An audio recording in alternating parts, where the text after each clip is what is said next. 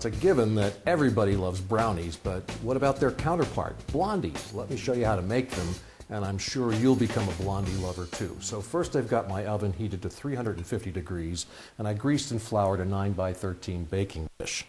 Now for the dry ingredients, I've got 2 cups of flour, a teaspoon and a half of baking powder, and a nice healthy pinch of salt, and I'll mix them all together. Now here's an interesting fact about baking. Professional bakers consider sugar a liquid ingredient. So now we'll put together the liquid ingredients, and that consists of 1.25 cups of brown sugar along with a 1/2 cup of white sugar, 2 eggs, a little bit of vanilla, and then 1.5 sticks of melted butter. I'll mix them all very well. Now I'll add the dry ingredients to the wet ingredients just a little bit at a time because this is going to become a very dense batter. I'm going to need some elbow grease for this.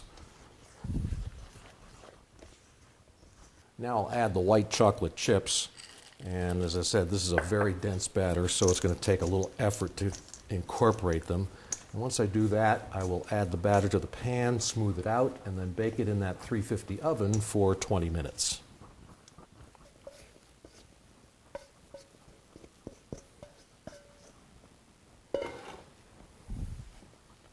Look at these beauties, I mean blondies, and you can get the recipe for them by writing to me here at the station, or log on to the website address shown on your screen and look for the Kitchen Guy icon. I'm Chef Jim. Thanks so much for watching Kitchen Guy, the tastiest 2 minutes in television. I'll see you next time.